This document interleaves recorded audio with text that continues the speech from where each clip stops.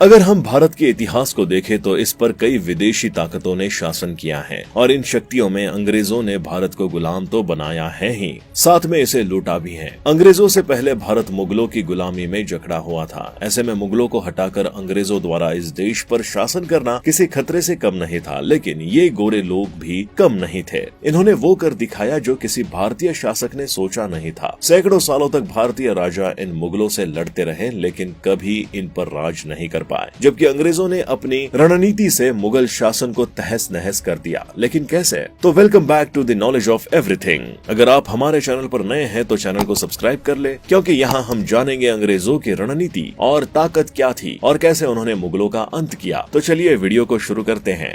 एक नजर जब इतिहास पर डालते हैं तो पता चलता है कि 16वीं शताब्दी के अंत में भारत दुनिया के नजरों में एक बहुत बड़ा अनाज का उत्पादक था। वो दुनिया का अकेला 1/4 हिस्सा अनाज पैदा करता था, इसलिए दुनिया इस देश को बहुत गौर से देखती थी। अगर हम भारत के अतीत की बात करें तो भारत को एक सोने की चिड़िया कहा जाता था। 16वीं शताब्दी में इस देश पर मुगल शासक अकबर का शासन था। अकबर इतना शक्तिशाली था कि उसका साम्राज्य अफगानिस्तान से लेकर असम तक था। इस बात से आप अंदाजा लगा सकते हैं कि जिसके पास इतना बड़ा साम्राज्य होगा उसके पास दौलत भी अपार होगी, और इस अपार दौलत से अकबर ने पूरे भारत में बड़े बड़े और आलीशान मकबरे और धर्मशालाएं बनवाई। बता दें कि जब भारत में अकबर राज कर रहा था उस समय ब्रिटेन में गृह युद्ध हो रहा था और उस देश की शासिका महारानी एलिजाबेथ थी। अगर हम उस समय के ब्रिटेन की इकोनॉमी की बात करें तो वो पूरी तरह कृषि पर डिपेंड थी, और वहीं दूसरे देश स्पेन और पुर्तगाल अपनी इकोनॉमी को बढ़ाने के लिए दिन रात एक कर रहे थे और रेस में सबसे आगे थे। वैसे स्पेन को यात्रियों का देश कहा जाता था क्योंकि यहाँ के कई नाविक दूसरे देशों की खोज कर रहे थे। पुर्तगाल भी किसी से कम नहीं था, उसने भी कई देशों की यात्रा की और कई देशों का दुनिया से परिचय करवाया। इन खोजकर्ताओं में वास्को दी गामा और कोलंबस जैसे नाविकों का नाम आता है, और इन दोनों नाविक ने भारत और अमेरिका जैसे देशों की खोज की थी। एक तरफ स्पेन और पुर्तगाल दूसरे देशों की खोज करके उसे लूटना चाहते थे, तो दूसरी तरफ ब्रिटेन समुद्र के मछुआरों के जहाजों को लूटता था और इससे जो मिल जाता था उसी से इस देश का काम चलता था। लेकिन समय बीतता है और ब्रिटेन के नाविक भी दुनिया की सैर करने निकलते हैं और खनिज संपदा से भरे देशों के बारे में उन्हें जानकारी मिलती है। फिर क्या वो भी अपने देश को पावरफुल ताकत बनाने के लिए निकल पड़ते हैं। ब्रिटेन की सरकार कुछ व्यापारियों को भारत में बिजनेस करने के लिए घोषणा पत्र जारी करती है और ये व्यापारी निकल पड़ते हैं अपनी यात्रा पर। अगर उस समय भारत में राज करने वाले शासक की बात करें तो अकबर का शासन खत्म हो चुका होता है और उस समय अकबर के पुत्र बादशाह जहांगीर गद्दी पर बैठे थे। ब्रिटेन, जिसमें विलियम्स हॉकिंस और थॉमस रोए थे, अपने साथियों के साथ जहांगीर के दरबार में पहुंचते हैं और भारत में व्यापार करने की आज्ञा लेते हैं। ये ब्रिटेन के यात्री जहांगीर को इस सहमति पत्र के लिए लालच भी देते हैं। जहांगीर सोच विचार करने के बाद इन्हें व्यापार करने की आज्ञा दे देता है। इस तरह अंग्रेज सबसे पहले अपनी व्यापारिक फैक्ट्री गुजरात के सूरत में शुरू करते हैं। ये भी जान ले कि जहांगीर ने पहले तो पुर्तगाल और डचों के दबाव में मना करने की कोशिश की थी, लेकिन लालच में आकर आखिर आज्ञा दे ही दी। अंग्रेजों ने धीरे धीरे सूरत के अलावा बॉम्बे, चेन्नई, मछलीपट्टनम और कोलकाता जैसे जगहों पर अपनी फैक्ट्रियां स्थापित कर दी। कुछ ही सालों में अंग्रेज व्यापारियों ने अपने बिजनेस को पूरे भारत में फैला दिया और अब उनकी सोच में परिवर्तन आने लगा, क्योंकि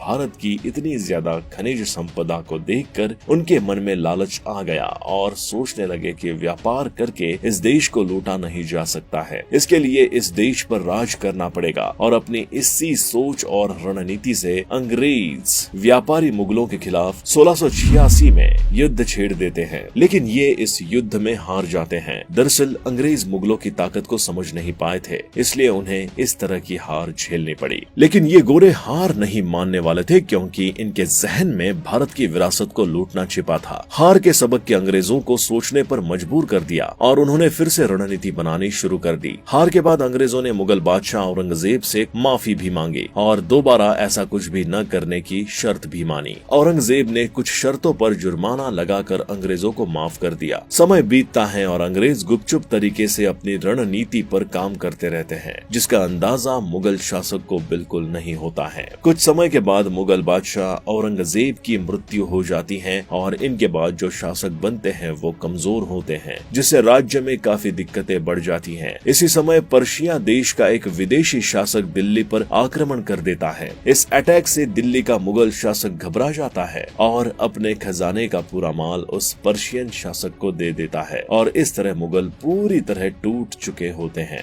मुगलों को कमजोर जानकर अंग्रेज भारत पर शासन करने के लिए उतावले हो जाते हैं और कुछ राज्यों के विरुद्ध युद्ध की घोषणा कर देते हैं। इन राज्यों में सबसे पहले सिराजुद्दौला का राज्य बंगाल आता है, जहां हिंदू और मुस्लिम की आबादी सबसे ज्यादा थी और इस आबादी का फायदा उठाकर अंग्रेज इन पर दोहरा शासन थोप देते हैं। इसके अलावा उनके बीच फूट भी डाल देते हैं। इस तरह प्लासी का युद्ध शुरू होता है, जो कि 1757 में लड़ा गया था। इस युद्ध में अंग्रेज बंगाल के नवाब सिराजुद्दौला को हरा देते हैं और नवाब के सेनापति मीर जाफर को बंगाल का नवाब बना देते हैं। बंगाल का नवाब बनाने के बाद मीर जाफर अंग्रेजों की कठपुतली बनकर रह गए और कुछ सालों के बाद फिर से बंगाल शासन में परेशानियां शुरू हो गई। अंग्रेजों ने इस बार मीर जाफर को हटाकर उसके दामाद मीर कासिम को बंगाल का नवाब बनाया। इसी तरह समय बीतता है और कुछ कमजोर शासक, जिसमें मुगल शासक शाह आलम, मीर कासिम और शुजाउद्दौला मिलकर बक्सर का युद्ध 1764 में अंग्रेजों के खिलाफ लड़ते हैं और इस युद्ध में अंग्रेज विजयी होते हैं। इस युद्ध में अंग्रेजों की तरफ से रॉबर्ट क्लाइव सेनापति थे, जिनकी ताकत और अच्छी युद्ध कला से अंग्रेजों ने कई युद्धों को जीता था। बंगाल और अवध को अपने कब्जे में लेने के बाद अंग्रेज दूसरी रियासत की तरफ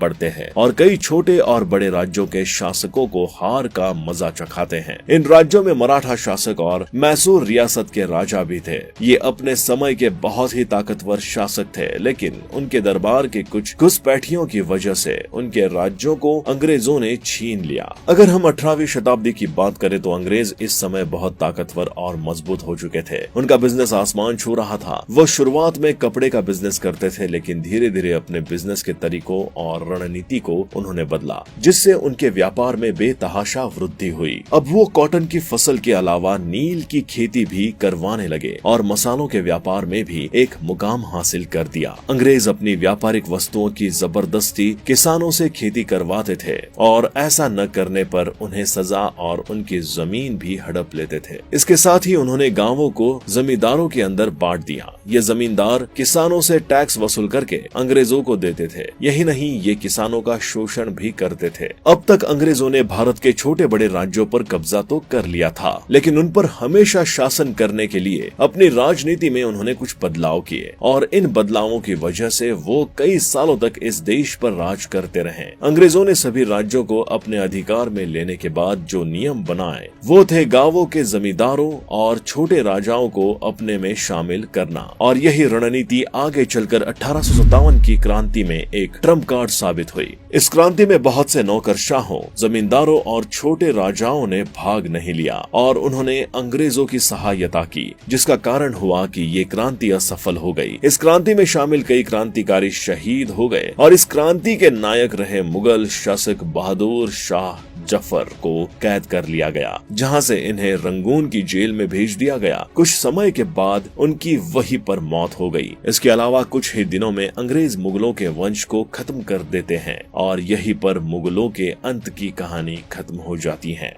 मुगल इतिहास के दफन होने के बाद अंग्रेज पूरे भारत पर एक छत्र राज करने लगते हैं और अब भारत पर अंग्रेज सिर्फ व्यापार ही नहीं बल्कि इस देश की एक एक कीमती चीज को लूटना शुरू कर देते हैं। अंग्रेज यहाँ की चीजें अपने देश ब्रिटेन को भेजते थे। ये तो हुई बात मुगलों के अंत की। अगर अंग्रेजों के इतिहास को देखा जाए तो पता चलता है कि हजारों किलोमीटर दूर से आने वाले ये व्यापारी कैसे एक बड़े देश के शासक बन चुके थे। अपनी कुशल रणनीति और गहरी सोच से इन्होंने भारत के पूरे क्षेत्र को अपने कब्जे में ले लिया और 200 से अधिक सालों तक इस पर राज किया। अगर विदेशी ताकतों के बारे में सोचा जाए तो ऐसा प्रतीत होता है कि भारत में कई ताकतों ने शासन किया, लेकिन जो रणनीति अंग्रेजों ने बनाई वो शायद कोई और नहीं बना पाया, जिससे इस देश का सबसे ज्यादा फायदा अंग्रेजों ने उठाया। बाकी शक्तियां कुछ ही समय में इस देश से भाग गई। इतिहास इस बात का गवाह है कि अंग्रेज इस देश में व्यापार के लिए लिए नहीं बल्कि अपने फायदे के लिए आए थे।